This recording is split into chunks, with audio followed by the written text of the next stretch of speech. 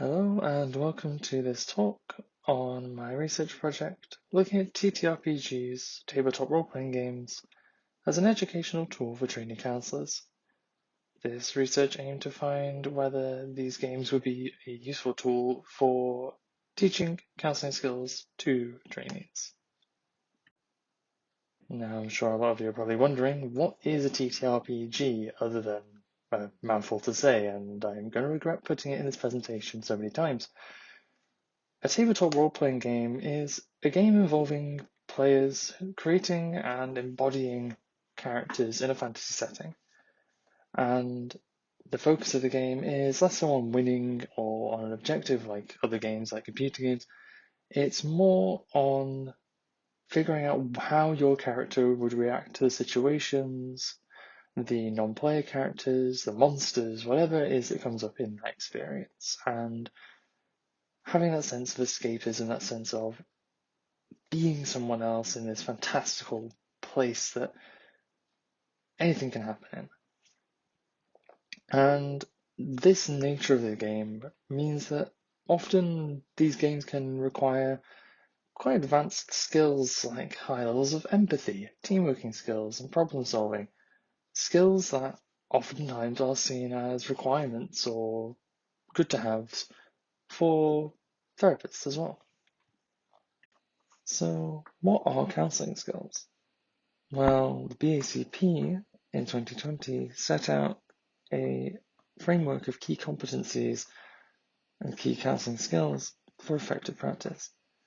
And within this framework, there were 5 main skill areas established. And those 5 areas were professional context, being able to work within an ethical framework and within the remit of what a counsellor should do, not overstepping that, but fulfilling all those requirements. Empathy, being able to experience and effectively communicate empathy to your client, being able to show that you are understanding their feelings, their thoughts, their process. Skills and techniques, having a wide enough and well understood repertoire of skills that can be used when needed to help clients. Working alliance, the ability to establish and maintain and ultimately constructively end the counselling relationship. And that would require previous skills such as empathy and that professional context. And lastly, personal qualities. What can the counsellor bring to counselling? And this quality is of particular interest to this study, as this is where self-understanding and understanding of what the counsellor can bring into each session is important. And this framework is designed to be a standard that trainee counsellors can look to understand whether they themselves are learning to be effective counsellors. And therefore, any training program should have training tools that effectively instill these values. So far we've seen how there is an overlap between the skills used in role-playing games and the skills used as a counsellor. However, how do these overlap? How can these games be used to boost these skills in players and non-players alike? So research has been done into applying these kinds of games to teach these skills specifically, and Huddle and Kopecky devised a role-play card game to try and teach these kinds of skills to clinicians in a hospice setting. They had clinicians and doctors and nurses sit down and they were presented with cards by a game master which had statements and questions on in the role of the patient or the patient's family, which could be something like, "It's my fault, I should have got the test sooner," or "My father's all I have left, you have to help him." And players were asked to give an empathetic and comforting response to these questions. And the winner each round was the person who the game master judged to be the most effective at giving a response. And they found that after repeated trials of this game with the same players, these players were able to give more full empathetic responses. Similarly, Prager found in a literature review of studies looking at using games to teach these skills in educational contexts that overall they seem to improve teamworking and social skills, other key skills for counsellors. And Spinelli in 2018 found that creativity and self-efficacy were boosted by playing tabletop role-playing games specifically. These again being skills that can translate well into a counselling setting. So, evidence shows that these kind of games, role-playing games, can be used to build these skills in clinicians, in students, to use these skills in these kinds of settings.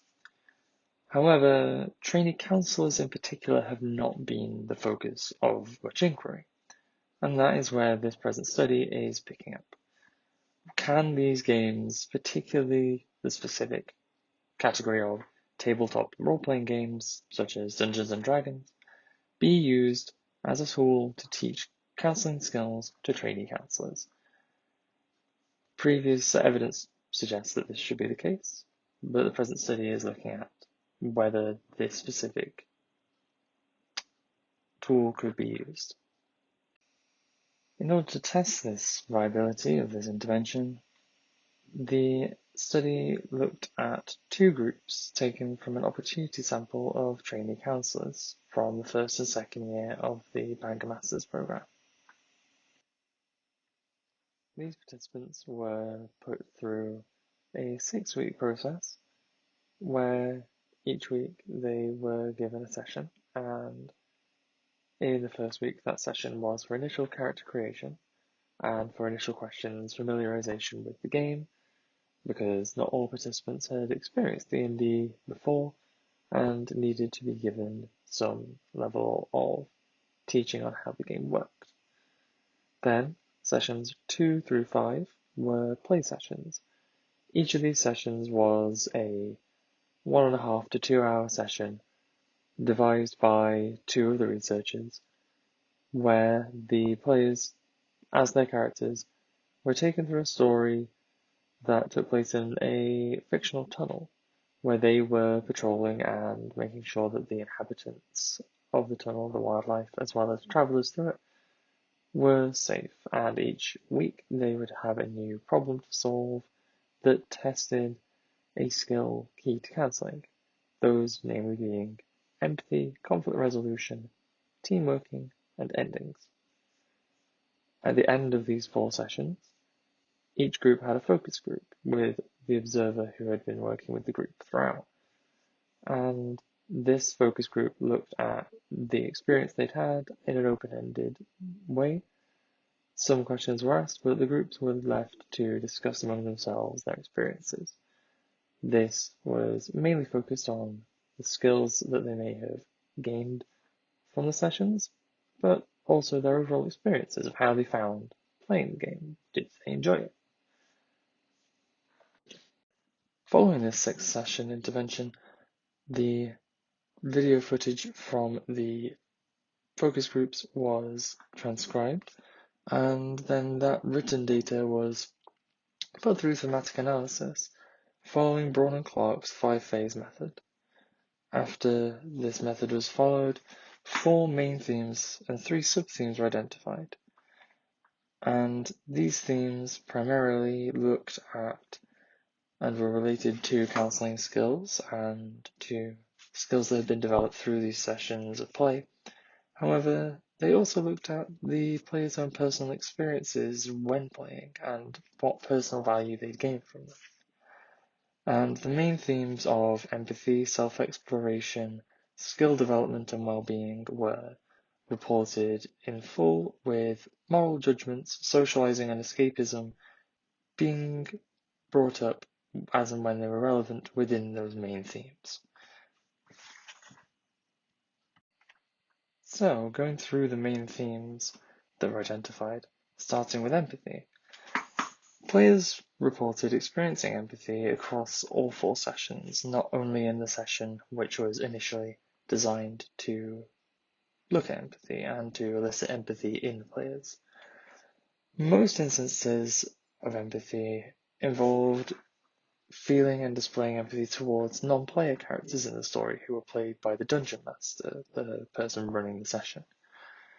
And players found that they were able to connect with NPCs on a complex level, that they felt like they were talking to real people with real issues that needed solving. For instance, in the first session, which focused on empathy, players were, as their characters, faced with a camp of refugees who were staying in a part of the tunnel that was designated as a nature reserve, and they shouldn't be there. And the players had to decide whether to move these people on. Did they seem legitimate? Did they seem like they were going to cause trouble to other travellers by? And ultimately, the players were faced with a moral judgment, and they had to think, as their characters, what should happen with these people. And players reported that this was a very valuable experience that helped to enrich their understanding of empathy, and they were able to link this to their empathy as counsellors and their need for empathy as counsellors. Players remarked that this experience was very, very organic, and that having the option to have more peaceful solutions to these problems within the game, where there is the choice to use violence, where there is the choice to not be a good person, they had the option there. They felt they had that freedom, and it allowed them to display that empathy. And they related it to their classwork and to their theory that they understood. And that showed that there was an indication of these skills being not only useful within the game, not only being fun and valuable experiences, but that they were going to be useful in these trainees' further practice. Similarly to empathy, self-exploration was something that players felt they were openly able to explore and often encouraged to explore through the character creation process as well as through play. And initially this wasn't a theme that was given a session's worth of focus. This was something that came up throughout the entire experience for players. And players felt that this allowed them to introspect on aspects of themselves and of the characters and how that related to each other. What aspects of their characters were like them, what aspects were not, and why did they choose their character to be like that? Some players noted that their characters were similar to themselves, but more extreme, like they had similar base characteristics, but they were heightened, they behaved almost like a more exaggerated version of themselves. And players expressed that this made them feel more comfortable exploring those aspects of themselves that maybe they wouldn't have otherwise thought about. On the other side, some players, as that first quote illustrates, played characters that were not like them and maybe were more difficult people to deal with, and they were always concerned that this made themselves come across poorly. It showed a deep interplay between the players and the characters, and showed a deep understanding of the self, which, as mentioned previously, is something that the BACP is wanting counsellors to be able to do. They want them to be able to understand themselves and what they bring to a situation.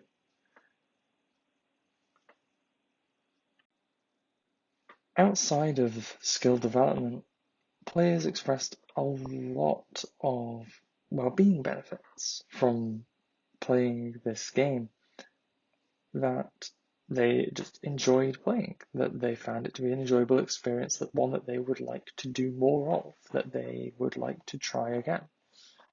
And that escapism, one of the sub-themes found, was a major factor in this, that having that time in a week to become someone else, to go to a different setting and to solve problems, helped to deal with the stress of what can be a very demanding course that all of our players were on. And that all of the other themes, established sub-themes and main themes, played into this improved well-being, with some players remarking that the ability to explore and look inwards, as previously discussed, had positive effects on their well-being, that they were already looking at this as part of their therapist journey, but this helped facilitate that. And the quotes here show that they show that these players were coming away from these sessions feeling that they had had an enjoyable experience and a constructive one as well. And our final main theme to discuss is skill development as a whole. The other themes obviously play into this. They are themselves skills.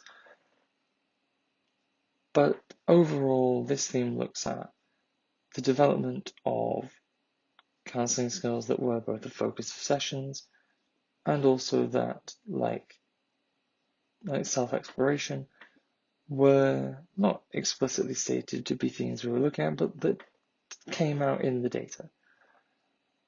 And players reported that they could relate a lot of their experiences in the game back to their therapy practice, and that all of these skills and more were present in the play experience: team building skills, listening skills, organization, being able to arrange a time where everybody was able to play and communicate that. All of these things were brought in the sessions, and the players were able to report in the focus group that they felt that this could very well teach these valuable skills to trainees. And so, overall, our findings were that players fed back that they had found effects of playing tabletop role-playing games, effects on their practice as trainee counsellors, on the skills they needed to be trainee counsellors. And we found that our results tentatively support the use of these games as a training tool. Not only as a training tool, in fact, but also as a cathartic hobby for trainees to alleviate the stress of the demands of this kind of course. And while this study did have a rather small sample of only 6 participants, it was never intended to be a wide-ranging study. It was never meant to have a large sample. It was always intended to be a pilot to test the viability of the intervention, with a view to potentially taking this further into more wide investigations. Should those investigations be done, it would be valuable to see whether these results were found across more groups of players, and whether quantitative analysis could also find differences between players and non-players in the same courses. And initially, when we set out to do this research, the initial study was designed to be comparative between players and non-players. However, the scope and the availability of participants meant that this had to change. However, ultimately, the final design seemed to fit the research question and the aim of the study better than a comparative approach could, as we were looking more at the viability of the intervention rather than the intervention compared to others, say.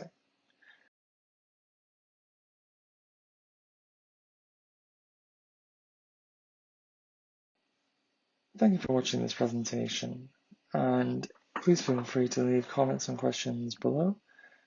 Questions can also be sent to the email on screen here if you think of them after today's conference, or if you would prefer a more lengthy response.